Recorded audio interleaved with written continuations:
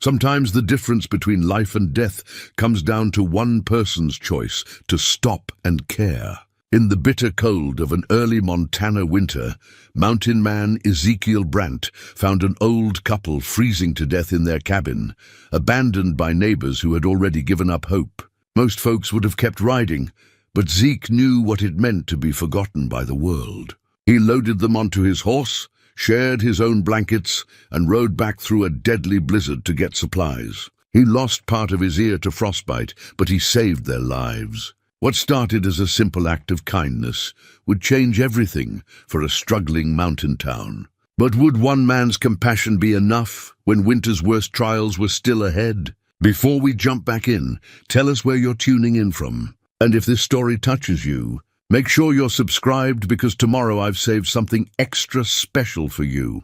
The mountains of Montana Territory had a way of stripping a man down to his bones, leaving only what mattered most. For Ezekiel Brandt, what mattered was the rhythm of survival, the careful dance between taking what the wilderness offered and respecting what it withheld. 3 years had passed since he'd chosen these peaks as his sanctuary, and in that time, he'd learned to read the language of wind and weather like scripture.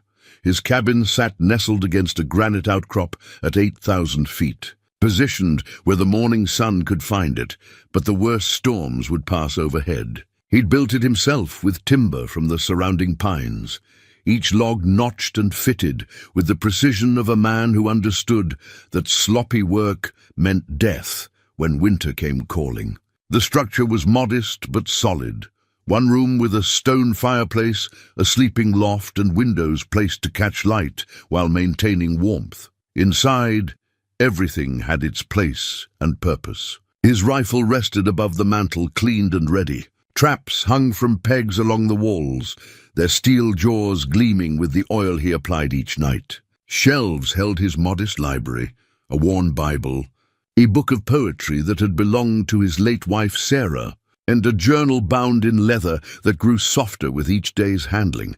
It was this journal that held his deepest treasures. Between its pages, pressed like delicate memories, were wildflowers Sarah had picked during their brief, beautiful marriage. Alpine forget-me-nots, Indian paintbrush, and mountain laurel, each bloom carefully preserved, their colors faded but their significance eternal. Sometimes, when the loneliness pressed too hard against his chest, he would open the journal and touch these fragile reminders of love. Sarah had been gone 3 years, 4 months, and 12 days. He knew the count because he'd marked each morning in that same journal, a ritual that had begun as torture and evolved into something approaching peace. She had died in childbirth, taking their unborn son with her, leaving Zeke with a grief so complete it had driven him from civilization into these unforgiving peaks. Before the tragedy, he'd been a different man entirely.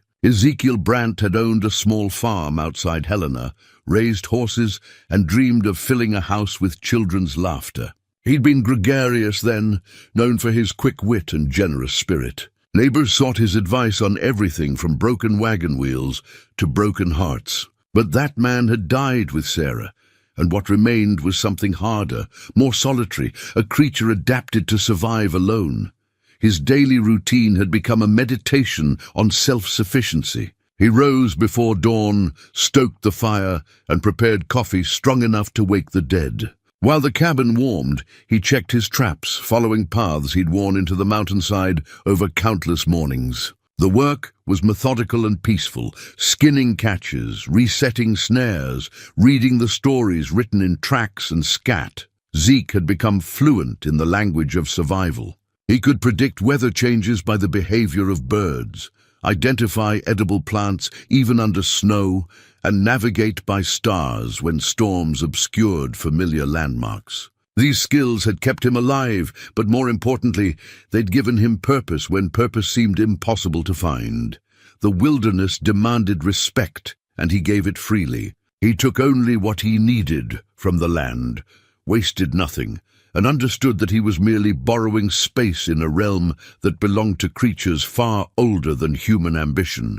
This philosophy had served him well through 3 harsh winters, each one teaching him something new about patience, preparation, and the thin line between life and death.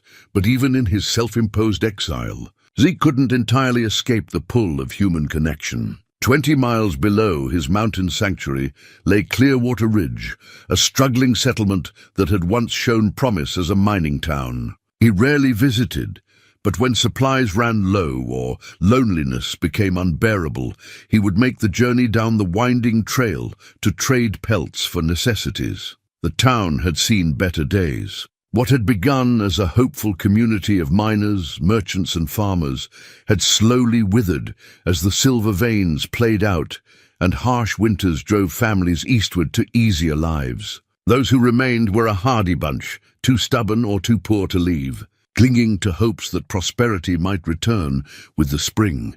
Sam Fletcher ran the general store, a weathered man with kind eyes, who never pried into Zeke's business but always had a hot meal waiting when the mountain man appeared. There was Doc Morrison, who'd given up a profitable practice in Chicago to serve folks who could rarely pay in anything but gratitude. The Murphy family struggled to keep their small farm productive in the short growing season, while the Jacobsons raised 3 children in a cabin that should have housed 1.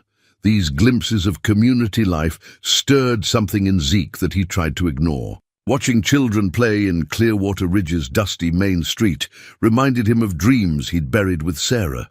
Hearing families laugh around dinner tables made his own silent cabin feel more like a tomb than a home. But the pain of connection seemed worse than the ache of isolation, so he limited his visits and kept his distance. The autumn of 1887 had brought troubling signs that even Zeke's practiced eye couldn't ignore. The aspens had turned gold earlier than usual, their leaves falling in thick carpets that spoke of winter's early approach. Squirrels gathered nuts with unusual frenzy, and birds that normally lingered through October had already begun their southern migration. Most ominous of all were the clouds, great grey masses that seemed to be gathering strength in the northern peaks, promising snow in quantities that could trap the unprepared for months. Zeke had lived through 3 mountain winters, but something about the approaching season felt different, more dangerous. The air itself seemed to vibrate with potential energy, like the moment before lightning strikes. He'd spent September and early October preparing with even greater care than usual. His woodshed overflowed with split logs, and his small root cellar groaned under the weight of preserved meat, dried vegetables, and other provisions. He'd reinforced his cabin's roof and chinked every gap between logs with fresh moss and clay. If this winter proved as harsh as the signs suggested, he was ready to wait it out in comfort. But preparation could only go so far. No amount of planning could protect against the bone-deep loneliness that intensified as the days grew shorter. Sarah's pressed flowers seemed more fragile with each passing season, and the silence in his cabin sometimes felt so complete it made him question whether he still existed at all. It was during one of these moments of profound solitude that Zeke made his decision to check the southern trap lines, one final time before winter locked the high country in ice. The decision seemed practical. A few more pelts could mean the difference between comfort and mere survival during the long, dark months ahead. But perhaps, deep in his heart, he was hoping for something else entirely, a reason to feel useful again, a reminder that his life still had meaning beyond simple persistence. He saddled his mare, Duchess, at first light, her breath forming silver clouds in the crisp air. The horse was a sorrel with white markings, sturdy and sure-footed on mountain trails. She'd been Sarah's favorite, and keeping her alive had become another way of honoring his wife's memory. Together, they set out through the pine forests that cloaked the mountainsides, following paths that wound between granite boulders and across meadows already touched by frost. The morning was beautiful in the way that only mountain mornings could be. Crystal clear, sharp with cold and infinite with possibility. Eagles circled overhead, riding thermals that carried them effortlessly through air, so thin it made every breath feel precious. Somewhere in the distance a wolf howled, its voice echoing off stone walls that had stood since before humans ever dreamed of conquering such places. Zeke found himself thinking about Sarah as he rode. something he'd trained himself not to do during daylight hours. But the beauty of the morning seemed to demand her presence, and for a brief moment he allowed himself to imagine her riding beside him, pointing out the way Frost had turned spider webs into works of art, laughing at the antics of ground squirrels preparing for winter's sleep. The memory was so vivid it made his chest ache. But it also reminded him why he'd chosen this life. In the mountains, surrounded by the eternal rhythms of nature, Sarah's spirit felt closer than it ever did in the company of other people.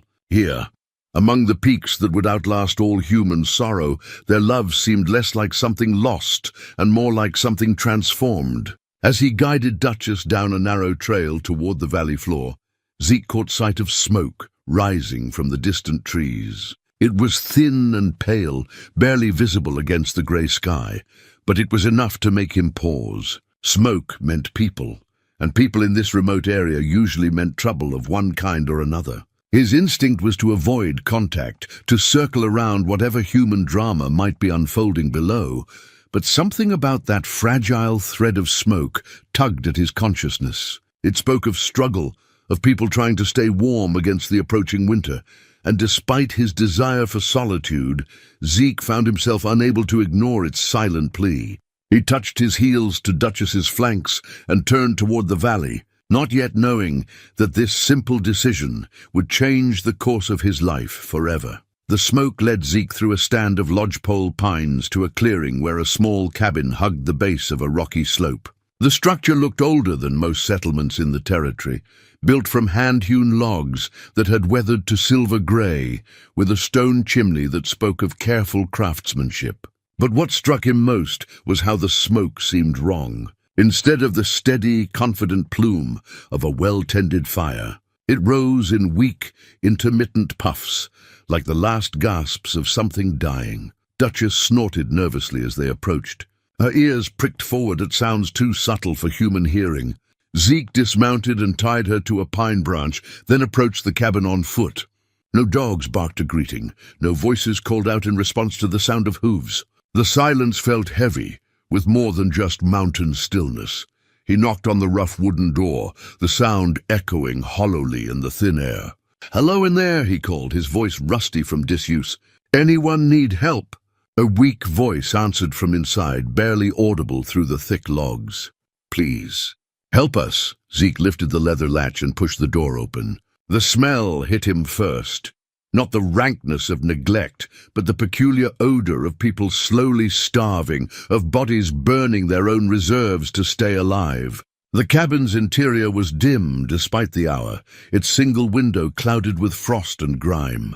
In the far corner, huddled beneath what appeared to be every blanket, coat and piece of fabric in the place, lay an elderly couple. The woman was tiny, bird-like, with silver hair that had once been carefully braided, but now hung in tangles around her shoulders. Her husband was larger but gaunt, his cheeks hollow and his breathing labored. Both of them watched Zeke with eyes that held too much acceptance of their fate. "Found us," the man whispered, and there was wonder in his voice, as if he'd given up believing anyone would come. Zeke knelt beside their makeshift bed, his practiced eye taking inventory of their condition. Severe malnutrition, dehydration, and hypothermia, but not beyond recovery if treated quickly. "I'm Ezekiel Brandt," he said gently. "What are your names?" "Thomas Henley," the man replied, his voice gaining strength from hope. "This is my wife, Martha." Martha tried to smile, but could only manage a slight lifting of her cracked lips. Her left hand clutched something against her chest, a small, faded photograph that she protected even in her extremity. But it was her right hand that caught Zeke's attention. A simple gold wedding band encircled her ring finger, the metal worn thin from decades of wear. The ring had become embedded in swollen flesh. Speaking of hands that had once been strong enough for hard work, but had wasted away until only bone and determination remained. "How long since you've had a proper meal?" Zeke asked, though he suspected he knew the answer. 3 days, maybe 4, Thomas admitted. "We'd been making do with what little we had stored, but—" He gestured weakly at empty shelves along the cabin walls. "Winter came early this year. Zeke's eyes swept the cabin, reading the story of their decline. Clean but sparse furnishings suggested people who took pride in their home, despite having little money. A few books on a rough-hewn shelf spoke of education and refinement. But the empty pantry, cold fireplace with only a handful of twigs for fuel, and the couple's obvious weakness painted a picture of slow starvation. "Where's your family?" he asked. "Surely you've got people who—" "Gone," Martha whispered, the word carrying the weight of abandonment. "All gone east or west, or just gone?" Thomas's jaw tightened with what little strength he had left. "We wrote letters, sent word with travelers heading to Helena and Missoula. Never heard back." His voice cracked. "Guess they figured we were already dead." The photograph in Martha's grip drew Zeke's attention again. Despite her weakness, she guarded it fiercely, and he realized it was probably all she had left of children who'd moved away to chase easier lives in distant cities. The image of this gentle woman clinging to memories of ungrateful offspring while slowly freezing to death stirred something. Fierce and protective in his chest, most men in his position would have offered what help they could spare and ridden on. The mountains were full of sob stories, and a wise man looked after himself first. But as Zeke studied the couple's faces, lined with decades of shared struggle, but still holding traces of the young lovers they'd once been, he found himself thinking of Sarah. She would have stayed. Without hesitation, without calculation, she would have rolled up her sleeves and gotten to work. The memory of his wife's compassionate heart made his decision for him. "Well, we're going to fix this," he said, standing and moving toward their cold fireplace. "First thing is to get some heat in here." He worked quickly, using his knife to shave tinder from dry wood he found in their nearly empty wood box. Soon, he had a small fire crackling, its warmth beginning to push back the deadly chill that had settled in the cabin like a living thing. Then he went outside to his saddlebags and returned with jerked meat. "Hardtack and dried apples, not much of a feast," he said. "But it'll get some strength back in you." As the Henleys ate with trembling hands, Zeke assessed what they would need for immediate survival. More food, certainly, and enough firewood to last until they could manage for themselves again. Warmer clothing and proper bedding. Medicine, if any, could be found in Clearwater Ridge. But first, he had to get them stable enough to survive while he made a supply run. The nearest settlement was a half-day's ride through terrain that was already treacherous with early snow and ice. If he left now, he might make it back before nightfall, but only if nothing went wrong. "I'm going down to Clearwater Ridge for supplies," he told them as color began to return to their faces. "There's enough wood here to keep the fire going until I get back. Don't let it die."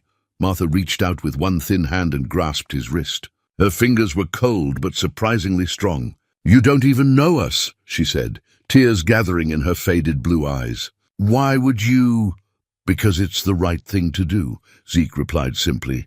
The words came from some deep part of himself that he'd thought Sarah's death had killed, and because no one should have to die alone and forgotten.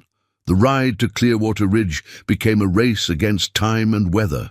Clouds that had been building on the northern horizon all morning were beginning to show their teeth, promising snow that could trap anyone foolish enough to be caught in the open. Duchess seemed to sense the urgency, picking her way down icy trails with sure-footed determination.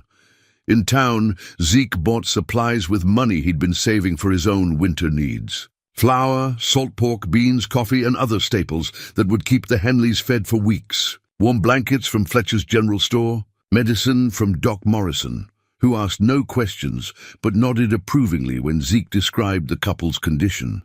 The return journey proved even more challenging. Snow began falling in earnest as he climbed back toward the high country, fat flakes that reduced visibility and made every step treacherous. By the time he reached the Henley cabin, his face was numb with cold, and ice had formed in his beard, but he'd made it. The supplies would see the old couple through the worst of winter, and their grateful tears were worth every frozen mile. As he built up their fire and helped Martha prepare a real meal from the provisions he'd brought, Zeke felt something inside his chest loosening, a knot of grief and isolation that had been tied tight for 3 long years. He should have ridden home then, while he still could. Should have wished them well and returned to his own cabin and his own preparations. Instead, he found himself lingering, drawn by Martha's gentle humor and Thomas's quiet wisdom. When they invited him to stay for supper, he accepted. It was only as he finally prepared to leave, stepping into the bitter night air, that Zeke realized what the day had cost him. The wind hit his left ear with a spike of pain that made him gasp. When he touched the spot, his fingers came away bloody. Frostbite had claimed the tip of his ear during the desperate ride through the storm. A small price, he told himself, as he mounted Duchess for the dark ride home. But as the wind found that tender wound again and again during the long journey back to his cabin, Zeke wondered if this act of mercy might have changed more than just the Henleys' fate. Something fundamental had shifted inside him today, and he wasn't sure he could ever go back to being the man who would have ridden past that thin column of smoke without stopping to investigate. The mountains, it seemed, still had lessons to teach him about what it meant to be truly alive. 3 days passed before Zeke returned to the Henley cabin, and in that time the weather had turned mean. Snow fell steadily, not the gentle dusting of early winter, but the serious business of a season that had arrived ahead of schedule. When he knocked on their door this time, it was Thomas himself who answered, standing upright and clear-eyed. "Ezekiel," the old man said, genuine pleasure warming his voice. "Martha was just saying she hoped you'd come back soon." The transformation inside the cabin was remarkable. Where before there had been the smell of desperation, now there was the comfortable aroma of coffee and fresh bread. Martha sat at their small wooden table, her silver hair neatly braided again, her cheeks showing the first hint of healthy color. She was mending a quilt with careful, precise stitches, her movements still deliberate, but no longer weakened by starvation. "Sit yourself down," she said, gesturing to a handmade chair beside the fire. "I've got coffee hot and cornbread that's almost ready." Zeke found himself oddly reluctant to intrude on their domestic tranquility. In his cabin, meals were functional affairs, fuel to keep his body working through another day. But here, even the simple act of preparing food seemed infused with care and tradition. Martha moved around their small kitchen area with the confidence of a woman who had been making homes for decades, while Thomas whittled shavings for kindling with economical. "Practice strokes. You don't need to fuss," Zeke said, though he made no move to leave. "Nonsense," Martha replied firmly.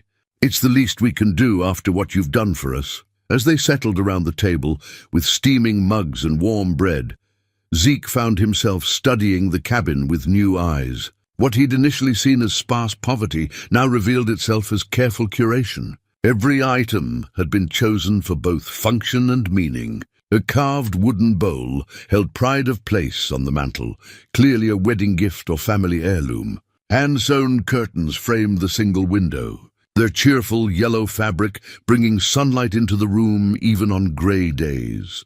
But it was the walking stick propped beside Thomas's chair that truly caught Zeke's attention. The staff was clearly handmade, carved from what looked like mountain ash. Along its length, scenes had been etched with loving detail: deer drinking from a stream, eagles soaring above pine forests.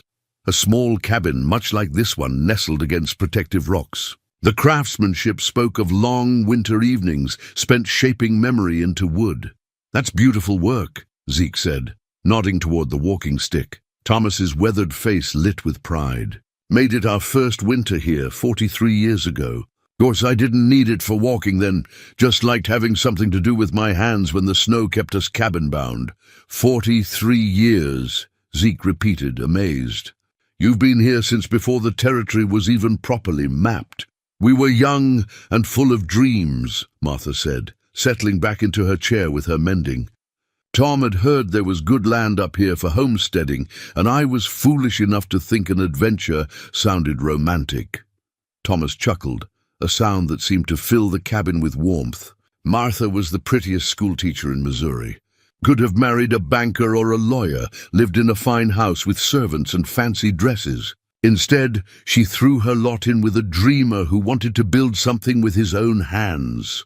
Never regretted it for a moment, Martha said, though her voice carried the weariness of someone who had paid dearly for her choices. We built this place log by log, stone by stone, blunted our garden, raised our children, watched the seasons turn year after year. The mention of children brought a shadow across both their faces. Zeke had wondered about the family that had abandoned them, and now he found himself genuinely curious rather than merely polite. "Tell me about them," he said gently. Thomas and Martha exchanged a look that spoke of shared pain carefully carried. "3 children," Thomas said finally. 2 boys and a girl. James, our eldest, he headed to California when gold fever hit the coast. That was, 15 years ago now. Samuel went east to Chicago, said he wanted to make something of himself in business. And our daughter Rebecca, she married a man from Denver and moved there to raise her own family. They wrote for a while, Martha added, her fingers working the needle with mechanical precision. Christmas letters mostly. Sometimes word would come through travelers or mail carriers who made it this far into the territory. But the letters got fewer as the years passed, and now, she shrugged with forced lightness. "Well, I suppose they have their own lives to live." Zeke heard the hurt beneath her matter-of-fact words. He thought of his own isolation, chosen and maintained by his own grief, and wondered how it would feel to be abandoned rather than self-exiled. The Henleys had given their lives to raising children who had simply walked away when easier opportunities presented themselves. "They don't know what they're missing," he said, surprising himself with the vehemence in his voice. Martha looked up from her sewing, and for a moment, her composed mask slipped to reveal the lonely mother beneath. "You're kind to say that. But we understand, truly we do. The mountain life isn't for everyone, and young people need to find their own way in the world." "Still," Thomas said, his hands stilling on the piece of wood he'd been smoothing, "it would have been nice to know our grandchildren, to pass on some of what we learned about living up here, making do with what the land provides." The conversation lapsed into comfortable silence, broken only by the crackling of the fire and the steady whisper of snow against the windows. Zeke found himself reluctant to break the peace. In his own cabin, silence was his constant companion, but it was a hollow thing, the absence of sound rather than its restful presence. Here quiet felt full of shared understanding. "You remind me of James," Martha said suddenly, looking at Zeke with eyes that held both sadness and affection. "Not in looks, but in the way you move, the way you think before you speak." He was always observing, always trying to understand how things worked. "Practical-minded," Thomas agreed. "Good with his hands, too. Could fix most anything that broke, build what we needed from whatever materials we could find." Zeke felt a strange pang at the comparison. To be reminded of someone's absent son was both honor and burden, a role he'd never expected to fill. "What happened to him out in California?" "Last letter we got, he was working a claim somewhere near Sacramento," Thomas replied. "Said he was close to striking it rich, just needed a little more time. That was 12 years ago. The mathematics of abandonment was stark. 12 years without word, without knowing whether their son was alive or dead, successful or broken by the harsh realities of gold fever." Zeke began to understand why the Henleys had been so ready to accept death when he found them. Hope deferred for too long becomes its own kind of starvation. "Maybe the letters just got lost," he offered, though he didn't believe it himself. "Maybe," Martha agreed. But her tone suggested she had long since made peace with harder truths. Outside, the wind picked up, driving snow against the cabin walls with increasing force. What had begun as gentle snowfall was developing into a proper storm. Zeke glanced toward the window, calculating the difficulty of returning to his own cabin in such weather. "You'd better stay the night," Thomas said, following his gaze. "That storm's got teeth, and it's no weather for traveling alone." The offer presented Zeke with an unexpected dilemma. He hadn't slept under another person's roof in 3 years, hadn't shared living space with anyone since Sarah's death. The thought of lying awake, listening to other people breathe, of navigating the small courtesies of shared space, made his skin crawl with social anxiety. But the alternative was a dangerous ride through worsening conditions, and he could see genuine concern in both their faces. They weren't offering shelter out of obligation, but from the simple human desire to keep him safe. The realization that someone cared about his welfare was both touching and terrifying. "I suppose that would be wise," he said reluctantly. "Wonderful," Martha beamed, already moving to prepare bedding. "It'll be nice to have company for an evening. Gets quiet up here when the weather turns."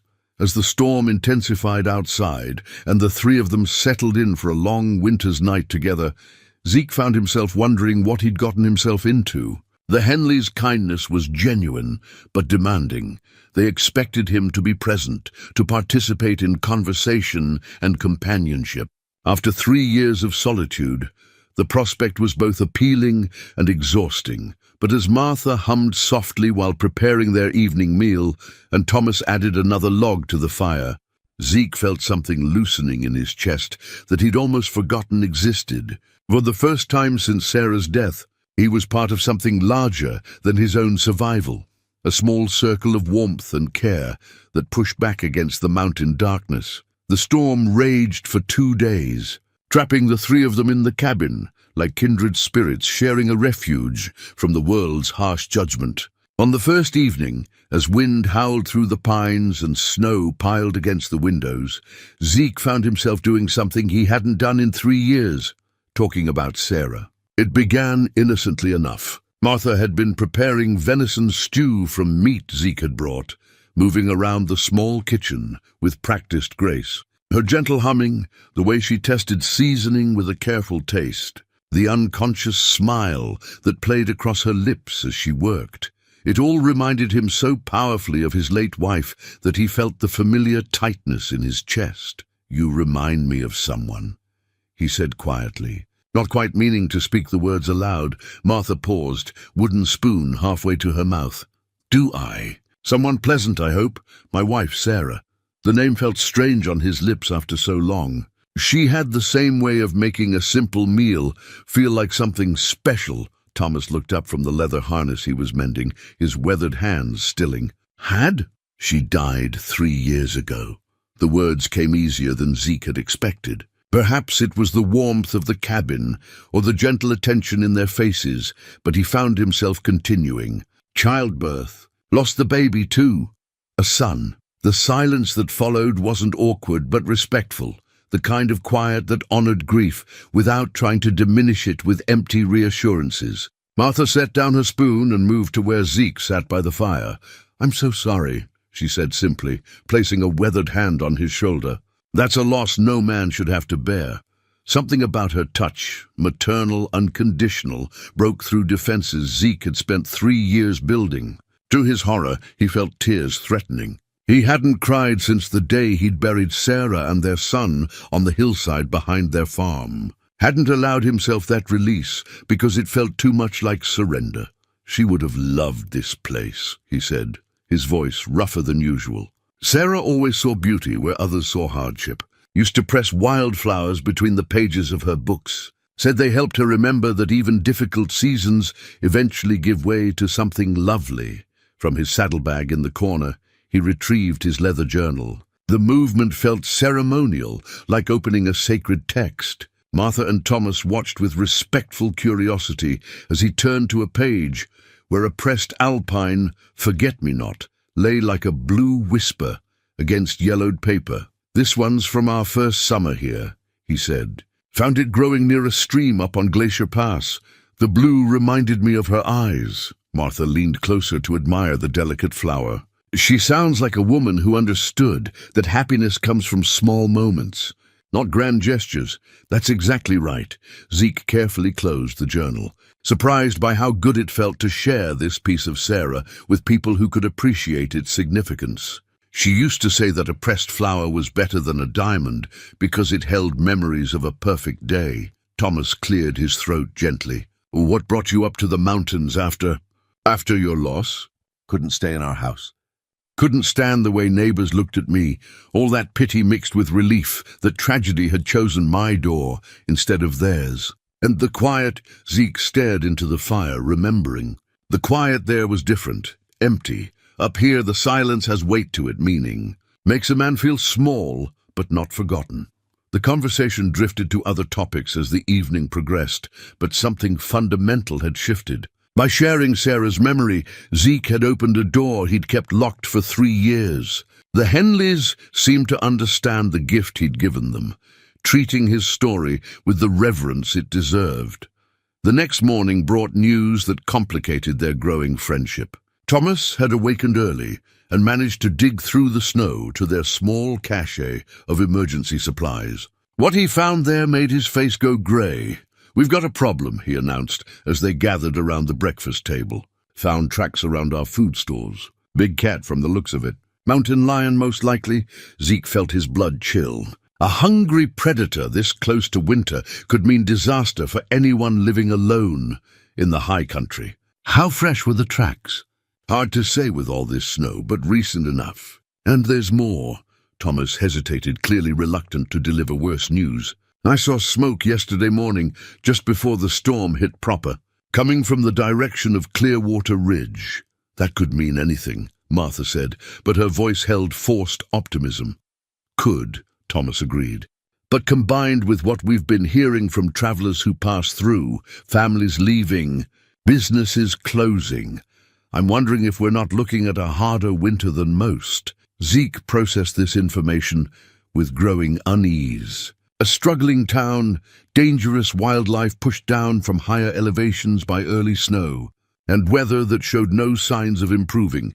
It painted a picture of a season that could test everyone's ability to survive. "The mountain lion worries me most," he said. "Desperate predator makes for dangerous neighbors, especially if there are other families scattered around these valleys." "There are," Thomas confirmed.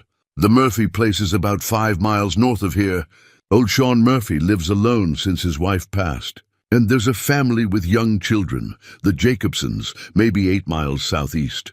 They came up here 2 summers ago, thinking they could make a go of farming." The weight of responsibility settled on Zeke's shoulders like a familiar burden. These weren't just random strangers anymore. They were people he'd begun to care about, however reluctantly. The thought of families with children facing a mountain lion, a harsh winter, and dwindling supplies made his stomach clench with protective instinct. "We should check on them," he heard himself saying. "When this storm clears, make sure everyone's prepared for what's coming." Martha looked up from her sewing with surprise and approval. "That's very thoughtful of you, Ezekiel." But Thomas was studying him with sharper eyes, the gaze of a man who'd learned to read character through decades of frontier living. "You're not thinking like a man who plans to winter alone in his cabin," he observed. The old man's words hit closer to truth than Zeke was comfortable acknowledging.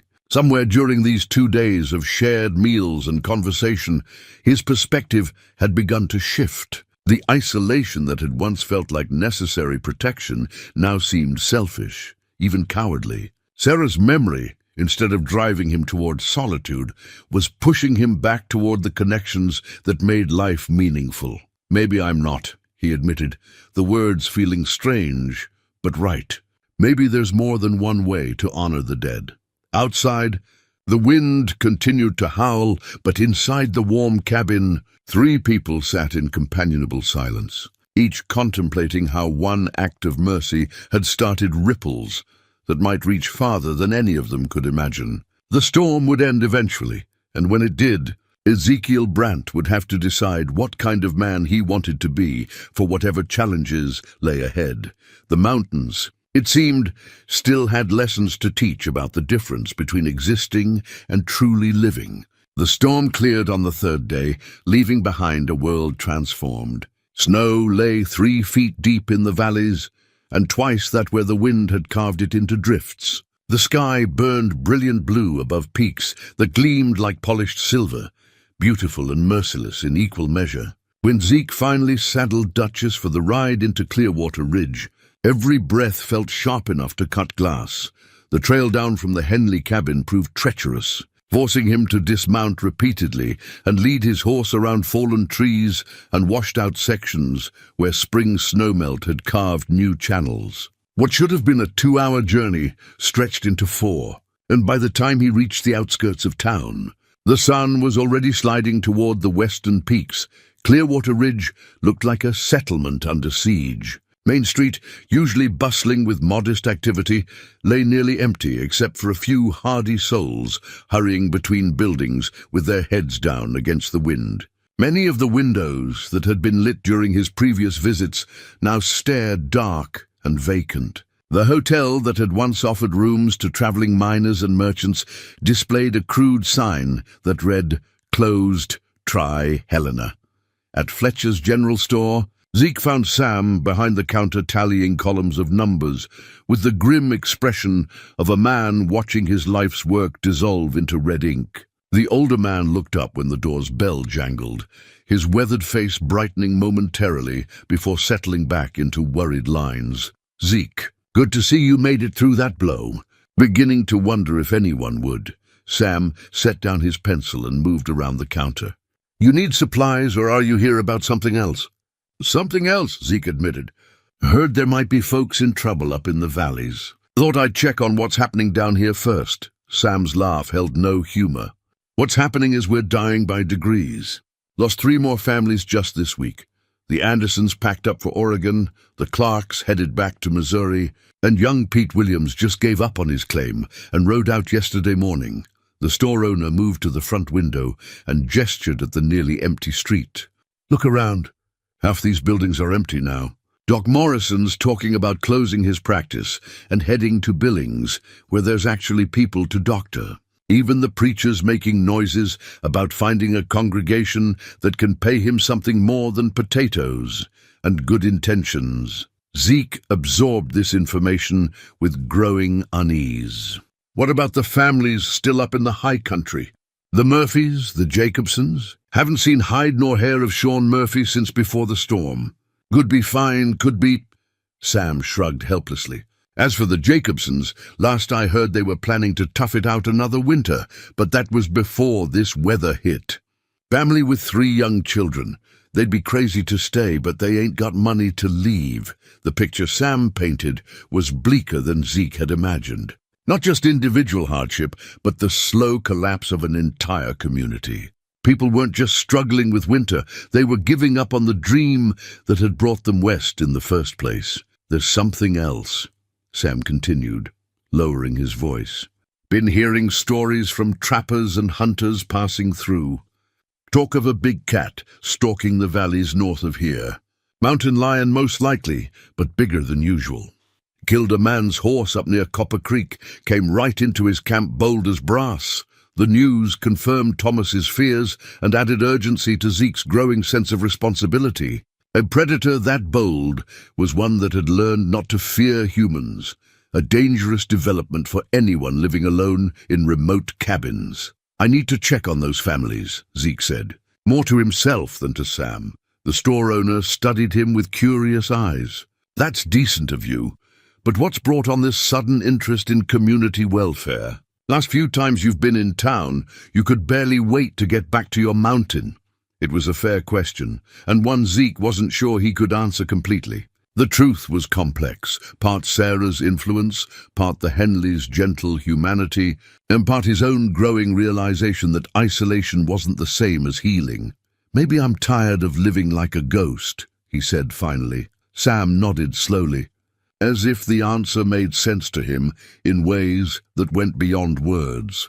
"Well, if you're serious about checking on folks, you should know that the town's been talking. Some say we ought to organize, pool resources, help each other through the worst of it. Others figure it's every man for himself now. What do you think?"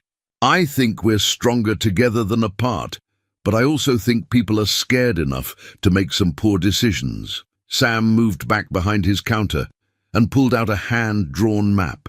"This shows where most of the remaining families are holed up. Murphy's place here, the Jacobsons there. There's also old Henrik Olsen, about 12 miles up Willow Creek, Norwegian fellow. Came here to get away from people, but he's pushing 70 and might not make it through a hard winter alone."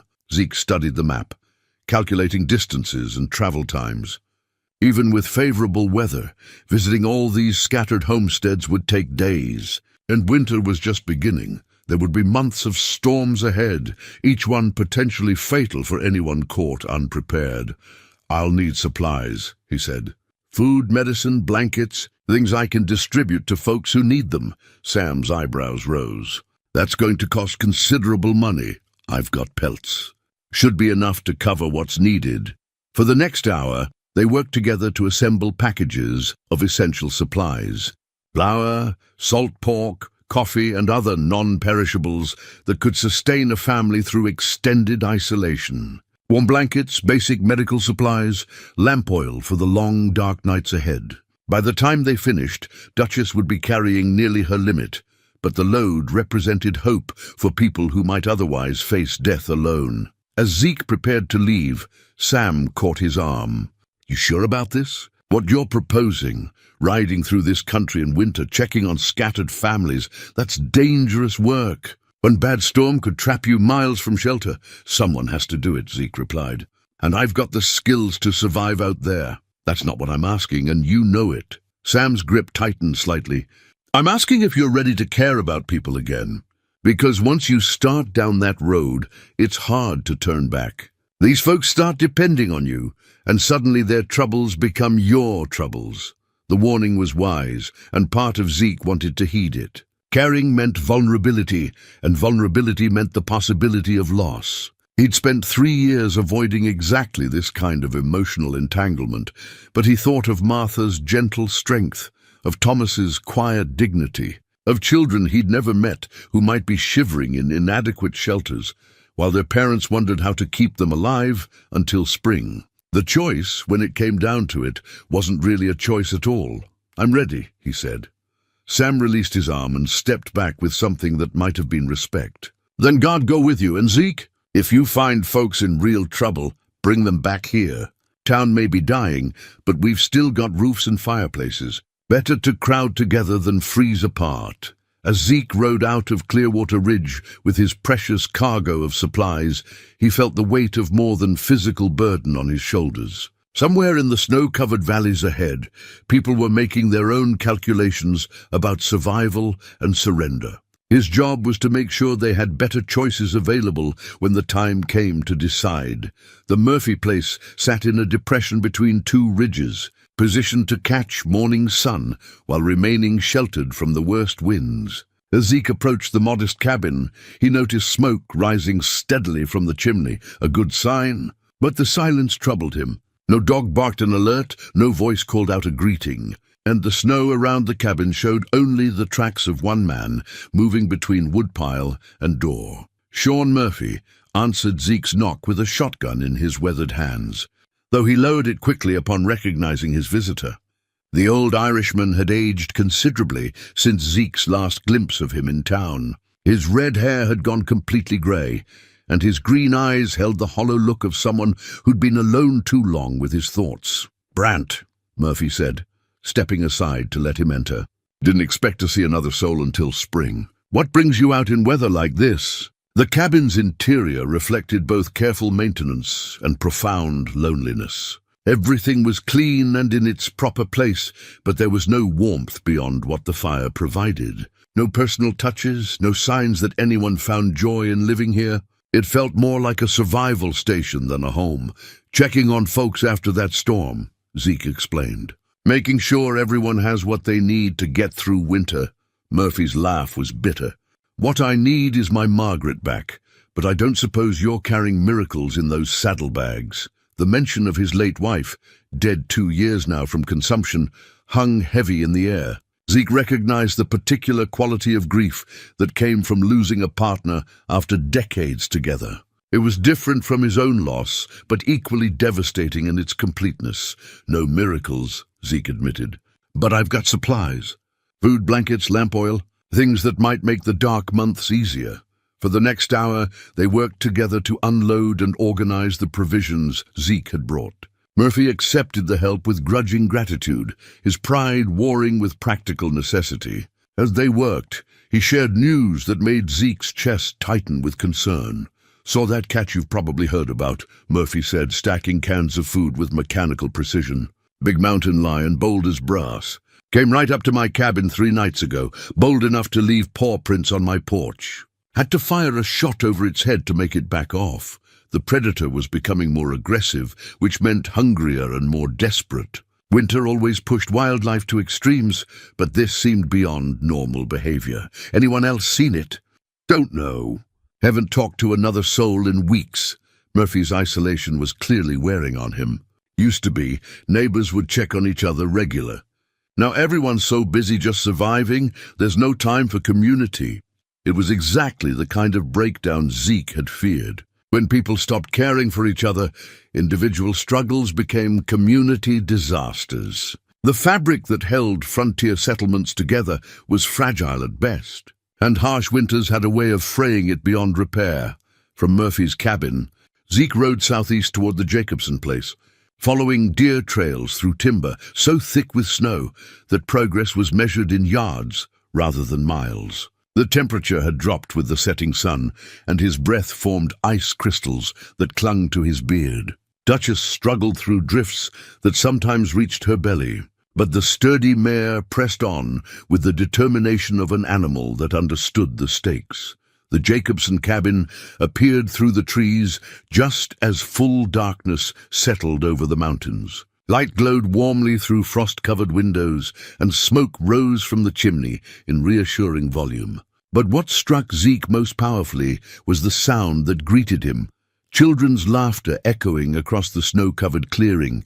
Peter Jacobson emerged from the cabin at the sound of approaching hooves, rifle ready but not threatening. He was a man in his 30s, lean from hard work, but not yet worn down by mountain life. Behind him in the doorway appeared his wife Anna, a young woman with intelligent eyes and prematurely calloused hands. 3 children peered around their parents' legs, 2 boys and a girl, ranging in age from perhaps 5 to 10.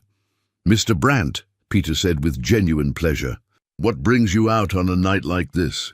The family welcomed him inside with warmth that reminded Zeke powerfully of what he'd lost. Their cabin was small, but filled with the kind of creative energy that came from people determined to build something meaningful together. Hand-sewn quilts covered rough furniture, and children's drawings decorated the walls. Anna had somehow managed to create beauty from the simplest materials. It was the quilt squares scattered around Anna's sewing basket that caught Zeke's attention. Each piece was different, some geometric patterns in bright colors, others featuring appliqued flowers or animals. They were clearly meant to be assembled into a larger work, but they remained separate, unfinished. "Community quilt," Anna explained, noticing his interest. "Each family in the valley was supposed to contribute squares, then we'd piece them together for the church. But with so many people leaving," she gestured helplessly at the lonely fragments. The unfinished quilt squares became a perfect metaphor for what was happening to their small community. Individual pieces of beauty and craftsmanship, but no longer connected into something larger and stronger. The bonds that should have held them together had been broken by fear, isolation, and the simple struggle to survive. Young Emma Jacobson, perhaps 7 years old, approached Zeke with the fearless curiosity of childhood. She had her mother's intelligent eyes and her father's determined chin. "Are you really a mountain man?" she asked. "Papa says you live all alone up in the high places." The question hit Zeke harder than expected. How did you explain to a child that sometimes people chose solitude because connection hurt too much? That some wounds took years to heal, if they ever did? "I do live alone," he said carefully, "but lately I've been thinking that might not be the best way to live." Emma nodded seriously, as if his answer made perfect sense. "Mama says people need other people, like flowers need sunshine. Even the tough mountain flowers that grow in rocks." The child's wisdom, delivered with such innocent certainty, made Zeke's throat tighten. Out of the mouths of babes came truths that adults spent years learning. Over dinner, a simple but nourishing meal of venison stew and cornbread, Zeke shared what he'd learned about the community's struggles. The Jacobsons listened with growing concern as he described families leaving, businesses closing, and the general breakdown of mutual support that had once characterized frontier life. "We've talked about leaving," Peter admitted. Anna's got family back in Ohio who'd take us in. But this land, this life we're building, it feels like giving up on something important. It is important, Zeke found himself saying. What you're doing here, raising children who understand that happiness comes from simple things. Teaching them to find beauty in difficult places. That's exactly what the world needs more of. His words surprised him with their conviction. When had he become someone who encouraged others to stay and fight instead of running from hardship? But looking at this family, their love for each other, their determination to create something meaningful in the wilderness, he felt a fierce protectiveness rise in his chest. Later that evening, as the children slept and the adults lingered around the fire, Anna showed him the individual quilt squares more closely. Each one told a story. The Murphy Square featured shamrocks and Celtic knots, while another displayed the careful German craftsmanship of a family that had already moved on. I keep hoping someone will finish it, she said wistfully. Seems wrong to let all this work go to waste. Maybe someone will, Zeke said, though he wasn't sure he believed it. As he prepared to leave the next morning, young Emma approached with something clutched in her small hands. For you, she said, offering him a pressed flower, a alpine forget-me-not that she'd somehow preserved from the previous summer. Mama helped me press it. She said you might understand what it means. The gesture was so reminiscent of Sarah's flower pressing that Zeke felt his carefully maintained composure crack. This child, who barely knew him, had somehow understood that he carried grief and was offering the same medicine his wife had once provided, beauty preserved against loss. Hope pressed between the pages of memory. Thank you, he managed, accepting the delicate gift with hands that shook slightly. I'll treasure it. As he rode away from the Jacobson cabin, Zeke realized that his mission to check on scattered families had become something larger. He wasn't just distributing supplies anymore, he was gathering the scattered threads of community, trying to weave them back together before winter's isolation made the task impossible. The discovery came by accident. As the most life-changing revelations often do, Zeke had returned to the Henley cabin after 3 days of checking on scattered families, his saddlebags lighter of supplies, but his mind heavier with the weight of community responsibility. He found Thomas splitting firewood behind the cabin with methodical precision, each swing of the axe landing exactly where intended, despite the old man's apparent frailty. What caught Zeke's attention wasn't Thomas's surprising vigor, mountain. Life kept men strong well past their expected prime, but something that had fallen from the old man's coat pocket. A piece of paper, yellowed with age, lay half-buried in wood chips and snow. Zeke bent to retrieve it, intending simply to return lost property. The document that unfolded in his hands changed everything he thought he knew about Thomas Henley. Honorable discharge. United States Army, the formal text began. Sergeant Thomas Andrew Henley, 2nd Regiment, Colorado Volunteer Infantry. But it was the details that followed that made Zeke's breath catch in the thin mountain air. Distinguished service at the Battle of Glorieta Pass, commendation for gallantry under fire, leadership of men in extreme circumstances resulting in preservation of unit and civilian lives. The paper was signed by a colonel whose name Zeke recognized from history books, one of the Union's most respected commanders in the Western theater. At the bottom, in faded ink, someone had written a personal note. Tom saved 43 men that day. We owe our lives to his quick thinking and courage under impossible odds. Zeke read the document twice, struggling to reconcile the quiet, unassuming man he'd come to know with the decorated war hero, described in official language. Thomas Henley wasn't just a retired schoolteacher who'd chosen mountain life. He was a proven leader who had commanded men in life and death situations. Finding something interesting in my woodpile, Zeke turned to see Thomas watching him with calm eyes that held no shame, only a weary recognition that his secret was finally out. The old man set down his axe and brushed wood chips from his hands with the same methodical care he applied to everything. You dropped this, Zeke said, holding out the discharge paper. Thomas took the document and folded it carefully before tucking it back into his coat pocket. Figured that might happen eventually. Martha keeps telling me to throw the damn thing away, but he shrugged. Some things are hard to let go of, even when they're more burden than blessing. Glorieta Pass, Zeke said quietly. That was the battle that saved Colorado Territory for the Union, turned back the Confederate, advanced and protected the goldfields. You know your history. Thomas's voice carried neither pride nor regret, just acknowledgement of facts. Most folks out here never heard of it. Just another skirmish in a war that had too many of them. They stood in silence for a moment, two men processing the shift in their relationship. Zeke found himself reassessing every interaction they'd had, every piece of advice Thomas had offered, every moment of quiet wisdom that had seemed to come from simple, frontier experience. "Why didn't you tell me?" Zeke asked finally. Thomas resumed splitting wood, but his movements had taken on a different quality, more deliberate, more controlled. Because men don't want to hear war stories from old soldiers. They want to believe that violence and leadership are things that happen to other people in other times. Besides, that was 25 years ago. I'm not that man anymore. But even as he spoke, Zeke could see that wasn't entirely true. The precision with which Thomas swung the axe, the way he automatically positioned himself to watch both the trail and the cabins simultaneously, the quiet authority that made people instinctively trust his judgment. These weren't traits that disappeared with age. Martha knows.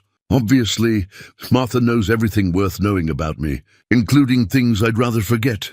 Thomas paused in his work. She was a nurse during the war, you know. We met in a field hospital outside Denver. I was there with a minor wound, and she was there saving men who weren't as lucky. Another revelation that reshaped Zeke's understanding of the woman who had welcomed him with such gentle grace. Martha wasn't just a retired schoolteacher. She was someone who had seen the worst of human suffering and chosen to respond with compassion rather than cynicism. "The two of you have been watching me," Zeke said, the realization dawning gradually. "Evaluating me." Thomas's laugh was dry but not unkind. "Son, Martha spotted your potential the day you hauled us half dead from our cabin. She's got an eye for character that 20 years of battlefield experience taught me to trust absolutely." "What kind of potential?" "The kind that takes a man living alone by choice and turns him into someone who rides through blizzards to check on people he barely knows." Thomas split another log with particular force. "The kind that makes natural leaders, whether they want the responsibility or not." The weight of understanding settled on Zeke's shoulders like a physical burden. The Henleys hadn't been passive recipients of his charity. They'd been deliberately nurturing something they'd recognized in him from the beginning. Their gentle encouragement, their stories about community and connection, even their willingness to share their own vulnerabilities, all of it had been designed to draw him back into the world of human responsibility. "You've been manipulating me. We've been hoping for you." Martha's voice came from behind them, soft but firm. She stood in the cabin doorway, wrapped in a heavy shawl, her eyes holding the same calm acceptance as her husband's. "There's a difference, though I understand why it might not feel that way." Zeke turned to face her, his mind reeling with implications. "Now, how long have you been planning this?" "Since the moment you chose to help instead of riding past." Martha stepped closer, her weathered hands folded in front of her. "We've lived in these mountains for 43 years, Ezekiel. We've seen communities form and fall apart, watched good people give up when they might have survived with proper leadership. We know what it takes to hold people together when times get hard, and you think I have those qualities. I know you do." Thomas's voice carried the absolute certainty of a man who had led soldiers through impossible circumstances. "I've watched you work, seen how you think through problems, noticed the way people respond to your presence. You have the instincts of a natural commander, even if you don't recognize them yourself." The conversation was interrupted by the sound of approaching hooves. All three of them turned toward the trail, where a rider was emerging from the tree line at dangerous speed. As the figure drew closer, Zeke recognized young Billy Fletcher, Sam's eldest son. bent low over his horse's neck with the urgency of someone carrying desperate news. The boy pulled up in a spray of snow and ice, his face red with cold and exertion. "Mr. Brandt, thank God I found you. Pa sent me to fetch you quick as I could ride. What's wrong?" Zeke demanded, already moving toward Duchess. "That mountain lion, it attacked the Olsen place. Old Henrik's barricaded in his cabin, but the cats got him trapped. Been circling the place for 2 days, waiting for him to come out." Billy's words tumbled over each other in his haste. "Pa says we need someone who knows how to handle dangerous animals, and you're the only real mountain man left in the territory." The news hit Zeke like a physical blow. Henrik Olsen was 70 years old, living alone in a cabin miles from the nearest neighbor. Even if he had adequate food and fuel, the psychological pressure of being hunted by a predator could break a man's spirit long before his body gave out. "How far?" Zeke asked, already checking his rifle and gathering supplies. 12 miles up Willow Creek, trails mostly clear, but there's places where the snow's deep enough to trap a horse. Billy's young face was tight with fear. "Mr. Brandt, Pa says this ain't a normal cat. Says it's bigger than any mountain lion he's ever heard tell of, and smart enough to know when it's got someone cornered." Thomas stepped forward, and for the first time since Zeke had known him, the old man carried himself with unmistakable military bearing. "You'll need help with this. A smart predator isn't something one man should face alone." "You're 70 years old," Zeke protested, "and I've killed more dangerous things than mountain lions." Thomas's voice carried the cold certainty of someone who knew exactly what violence looked like. "Besides, this is exactly the kind of situation where experience matters more than youth. That cat has Henrik thinking like prey instead of like a man. It'll take more than good shooting to solve this problem." Martha moved to her husband's side, her face pale but determined. "Tom's right, and if Henrik's hurt, he'll need someone who knows field medicine." "I'm coming too." "Absolutely not. Ezekiel Brandt, don't you dare try to protect me from the consequences of doing what's right." Martha's voice carried the steel of a woman who had treated wounded soldiers in wartime. "That old man is going to need all the help he can get, and I've got skills that might mean the difference between bringing him home alive or bringing him home in a box." As they prepared for what might be the most dangerous rescue any of them had ever attempted, Zeke realized that everything had changed. He was no longer a solitary mountain man, grudgingly helping his neighbors. He was part of a team, working with people whose hidden strengths and shared purpose had transformed them all into something greater than the sum of their individual capabilities. The mountains were about to test not just their survival skills, but their willingness to risk everything for someone who couldn't save himself. And for the first time in 3 years, Zeke felt ready for whatever challenge lay ahead. The ride toward Henrik Olsen's cabin through Willow Creek Valley tested every skill Zeke had learned in 3 years of mountain living. Snow lay deep enough to swallow a horse's legs, and the narrow trail wound between granite outcrops that could hide predators or avalanche danger.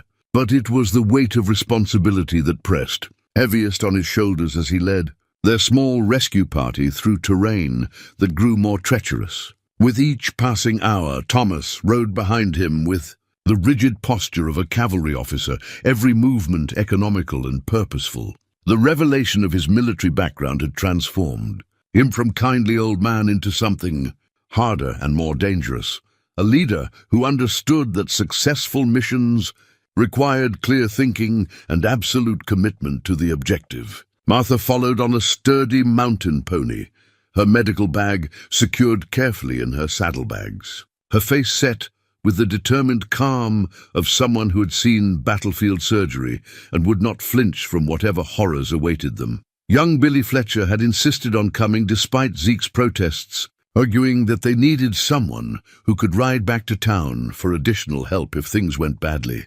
The boy's courage was admirable, but Zeke worried about exposing someone so young to the kind of violence that awaited them at Olsen's cabin.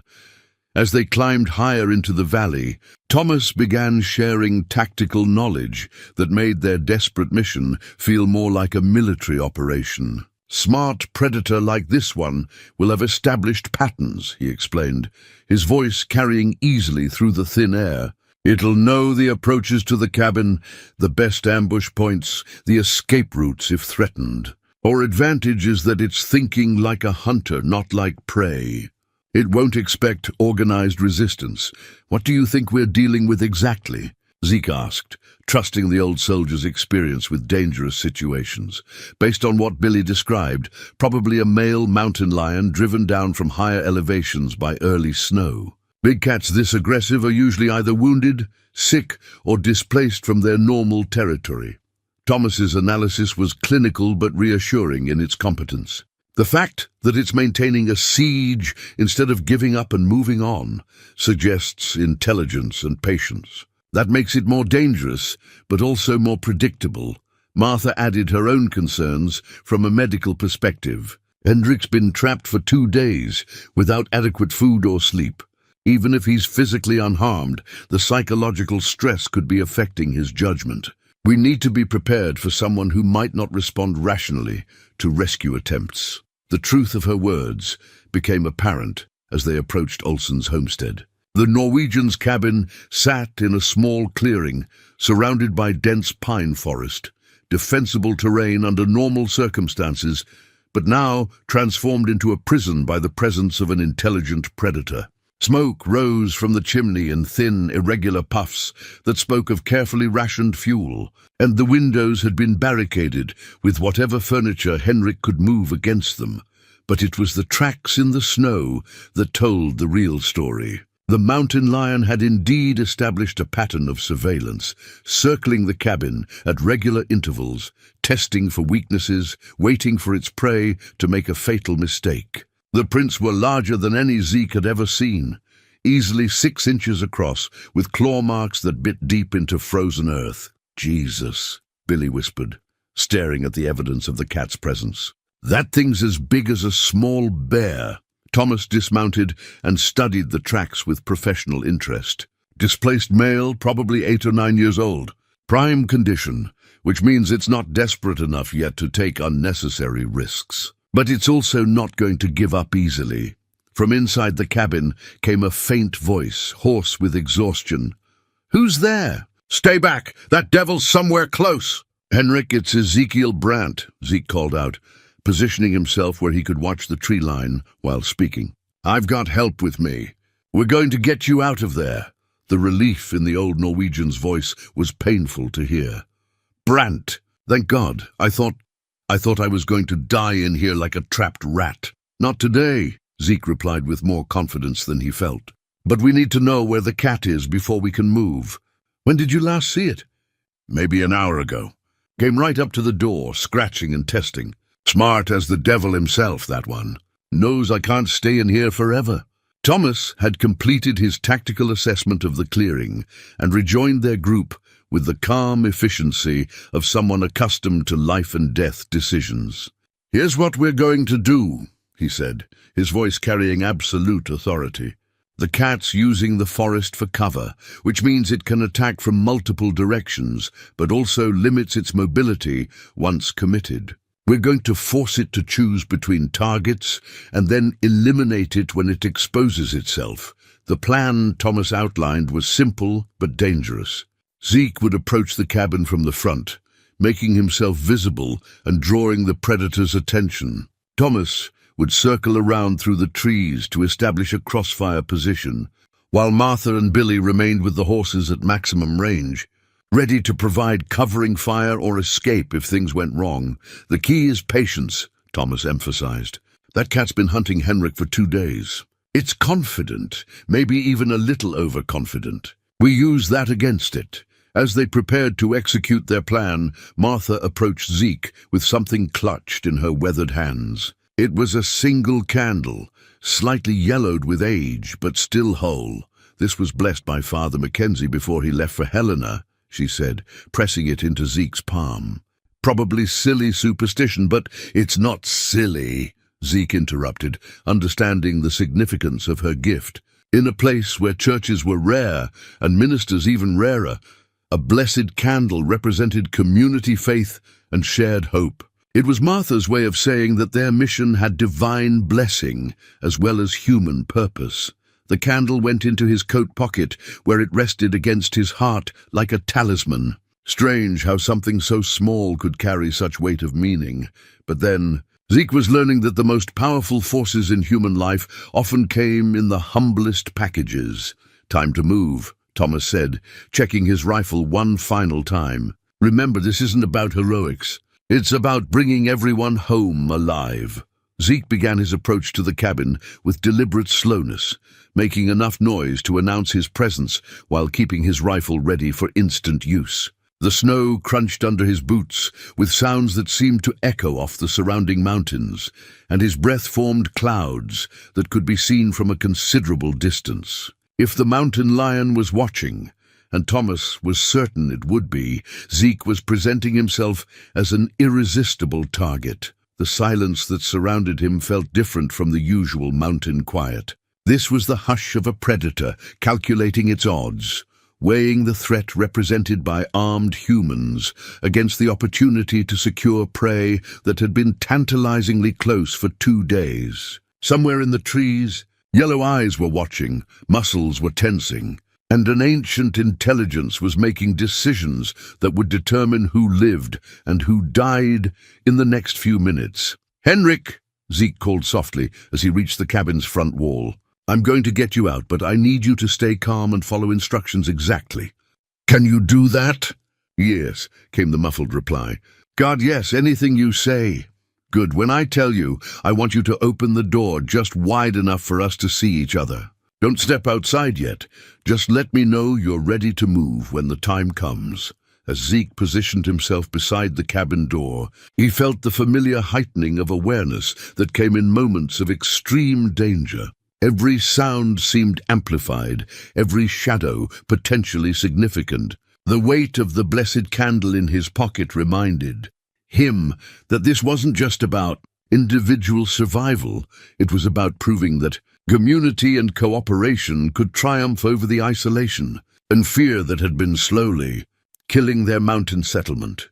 In the trees behind him, Thomas was moving into position with the silent efficiency of someone who had done this kind of work before. Martha and Billy waited at their assigned distance, ready to provide support or escape as circumstances demanded. Henrik Olsen crouched behind his barricaded door, clinging to hope that rescue was finally at hand.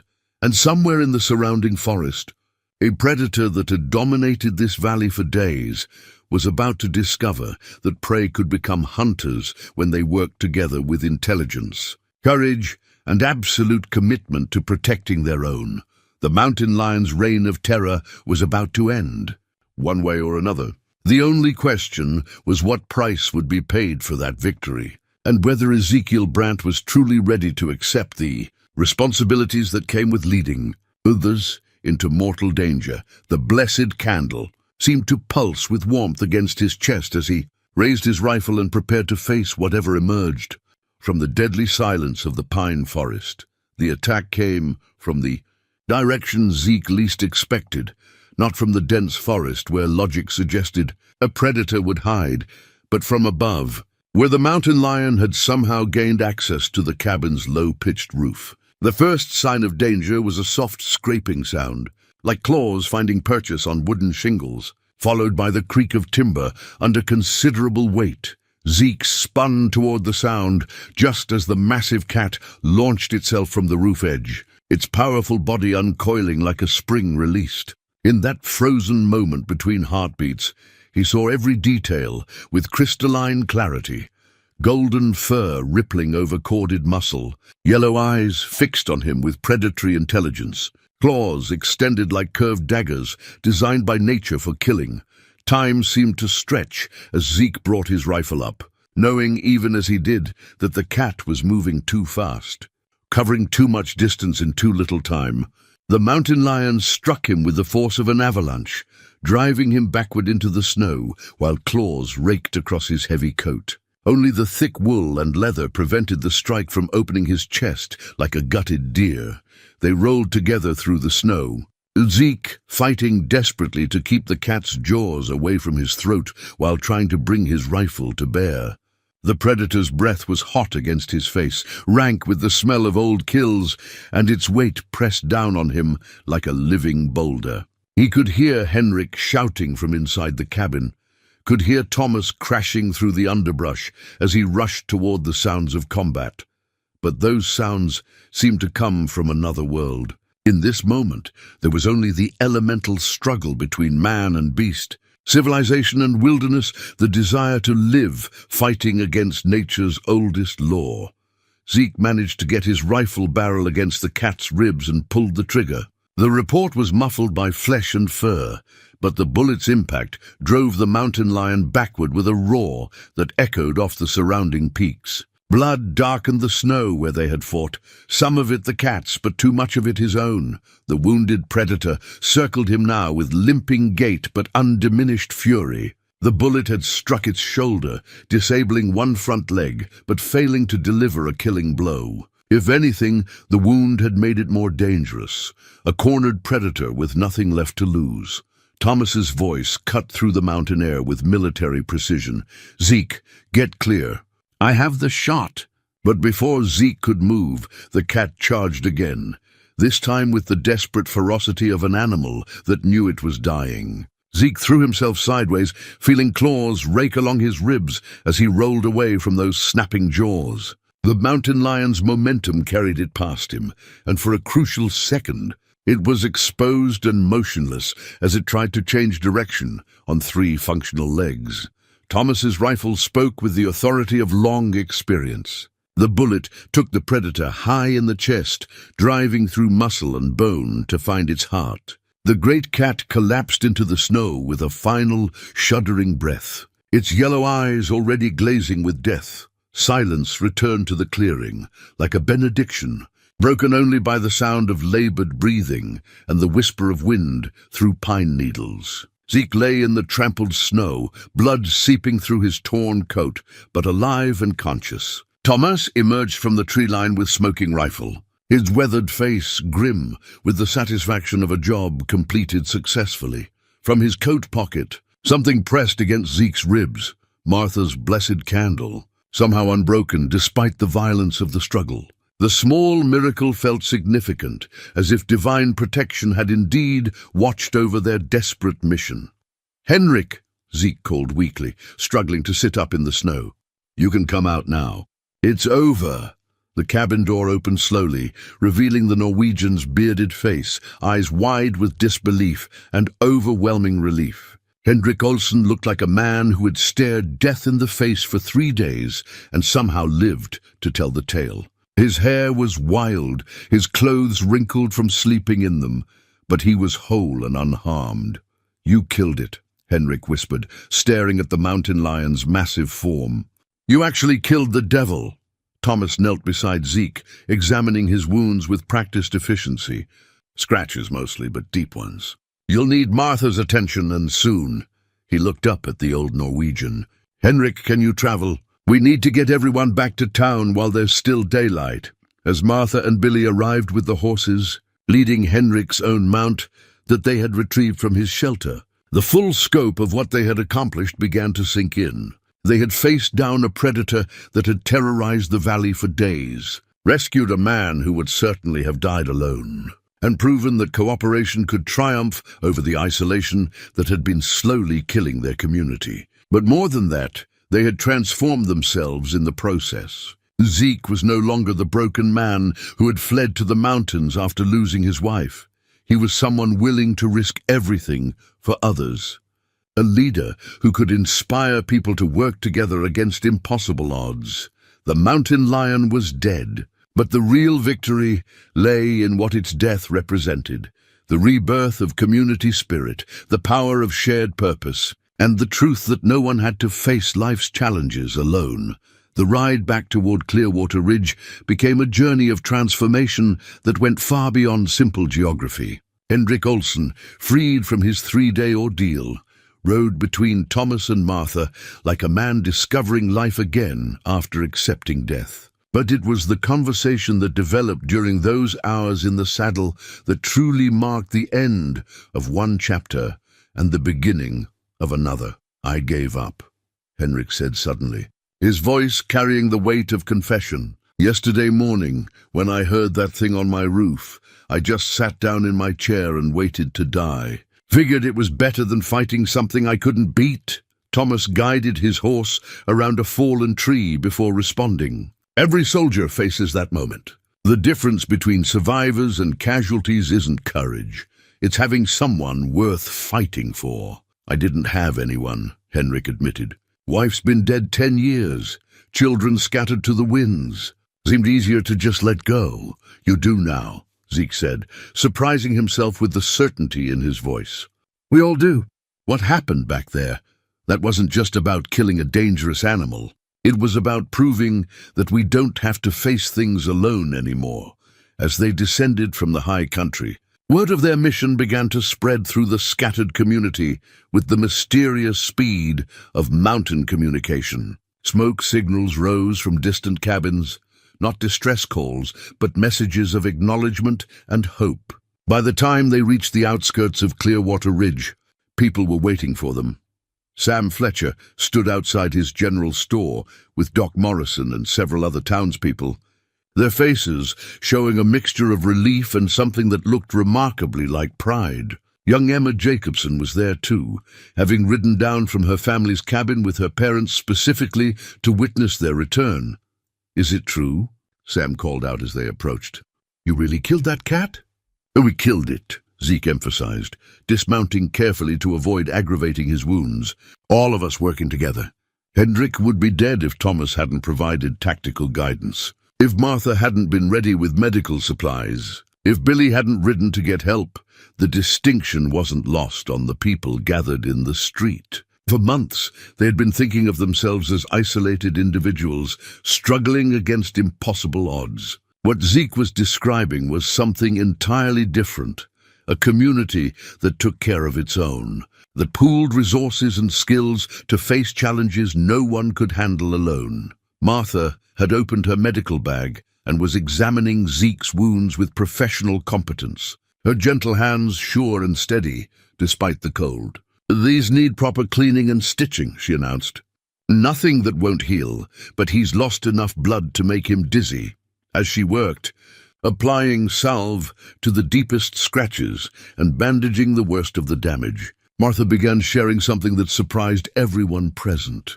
Her medical bag contained supplies that went far beyond basic frontier medicine: surgical instruments, medications, even a small field surgery kit that spoke of serious training and experience. "Field hospital outside Denver," she explained, noticing their curious stares. "Treated everything from bullet wounds to amputations during the war. Lost a lot of good men, but saved more than I lost. Medicine's like riding a horse. You don't forget, even after 25 years. Doc Morrison, who had been practicing frontier medicine for a decade, examined her work with obvious admiration. "You could set up practice here if you wanted. God knows we need another qualified medical person." The suggestion hung in the air like a promise of things to come. Martha and Thomas exchanged the kind of look that passed between people who had shared a lifetime of decisions. And Zeke saw something spark between them, the possibility of purpose beyond mere survival. But it was Henrik Olsen who voiced what everyone was thinking. "What you folks did today, coming after me when you didn't have to, risking your own lives for someone who was ready to give up, that's the kind of thing that builds communities. Real communities, not just collections of people trying to survive in the same general area." Young Emma stepped forward, her small face serious with the gravity of what she was about to say. "Mama's been working on something," she announced. "Something she thinks might help bring everyone together." Anna Jacobson approached with a bundle in her arms, her cheeks red from cold and excitement. When she unfolded the fabric, it revealed a quilt unlike anything Zeke had ever seen. The individual squares that had been scattered around her sewing basket were now joined together in a pattern that told the story of their community: the Murphy shamrocks, the German craftsmanship, the Norwegian woodworking designs, all united by threads of gold and blue. "I finished it last night," Anna said, her voice bright with accomplishment. "Seemed like the right time to put all the pieces together." The completed quilt was more than just a work of art. It was a symbol of what they had all discovered during the crisis with the mountain lion. Individual skills and strengths, when woven together with trust and shared purpose, created something far more beautiful and valuable than the sum of its parts. As the sun set behind the western peaks, painting the snow-covered town in shades of gold and rose, the people of Clearwater Ridge found themselves standing closer together than they had in months. The fear that had been driving them apart was being replaced by something stronger, the knowledge that they could face any challenge as long as they faced it together. The mountain lion was dead, but more importantly, their community was finally, truly alive. Spring came early to the Montana Territory that year, arriving not just as a change in weather, but as a transformation of spirit that touched every life in Clearwater Ridge. The snow melted with unusual swiftness, revealing a landscape that seemed somehow more vibrant, more alive than anyone remembered from previous years. Flowers bloomed in unexpected places, and the streams ran clear and strong with promise. Ezekiel Brandt stood on the porch of his new cabin, positioned halfway between the high country he loved and the town that had become his responsibility. The structure was larger than his old mountain retreat, built to accommodate visitors and community meetings rather than just one man's solitary existence. Through the windows, he could see the leather journal where he still pressed flowers, not just as memorials to Sarah now, but as celebrations of beauty found in shared moments with living friends. The sound that drew his attention was one that had been absent from the valley for too many months. The clear, bright voice of a bell calling the community together. They had cast it themselves from donated metal. Old pots, worn tools, even Martha's treasured brass candlesticks melted down and reformed into something that could speak for all of them. The new bell hung in a simple wooden tower at the heart of town, its voice carrying easily across the scattered homesteads to let everyone know when they were needed. Today's call was for celebration, not crisis. It was exactly 1 year since the mountain lion crisis that had changed everything, and the community was gathering to commemorate not just their survival, but their transformation into something stronger and more enduring. As Zeke walked toward town, he passed landmarks that told the story of their collective rebirth. The Murphy place now showed signs of life beyond mere survival, a vegetable garden, fresh paint on the cabin, and Sean Murphy himself working contentedly in the afternoon sun. The old Irishman had found purpose as the settlement's unofficial historian, recording stories and keeping track of families as they grew and changed.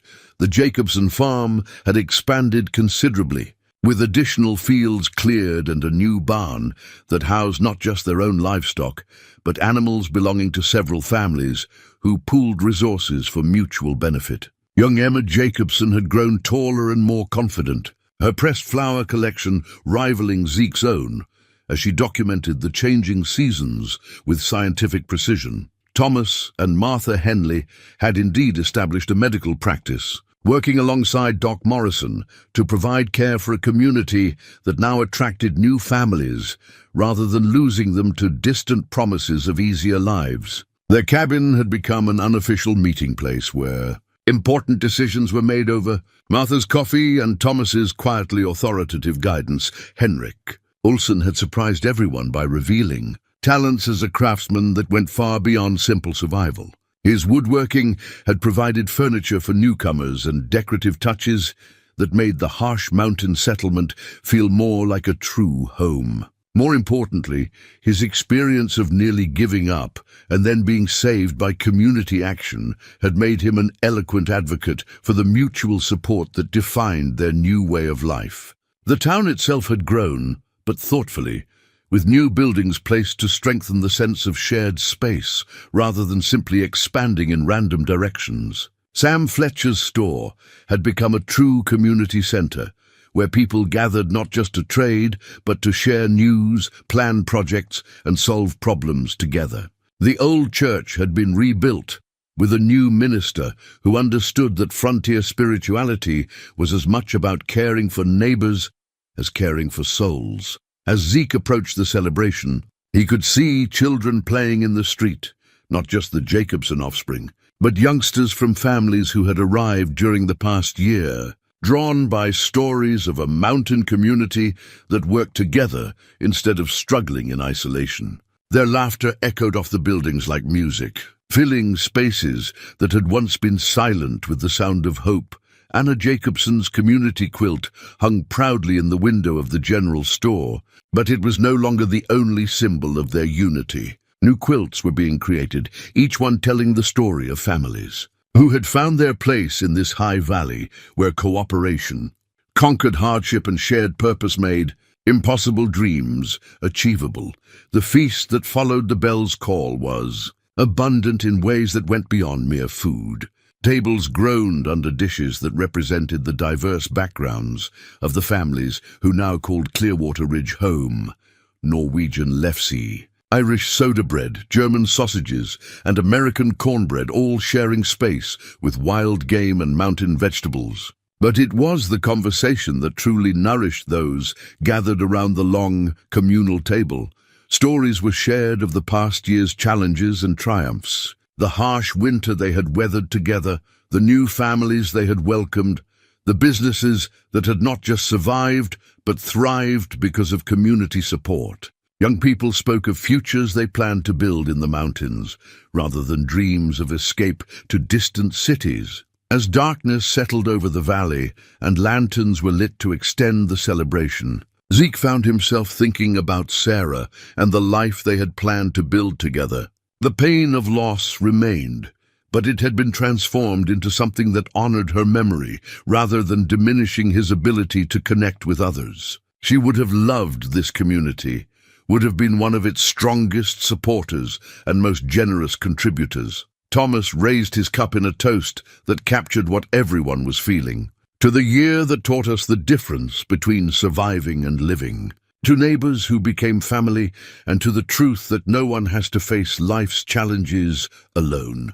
The new bell continued to ring as the evening progressed, its voice carrying across the valley to homesteads where families worked by lamplight, secure in the knowledge that help was always just a signal away. It spoke of community bonds that had been tested by crisis and proven strong enough to support dreams that individual effort could never have achieved. As Zeke walked home under stars that seemed brighter than he remembered, he carried with him the sound of that bell and the knowledge that he had helped create something that would endure long after the mountains claimed his bones. The solitary mountain man was gone, replaced by someone who understood that true strength came not from isolation, but from the willingness to care for others and accept their care in return. The mountains remained as beautiful and dangerous as ever, but they no longer seemed like a place of exile. They had become home,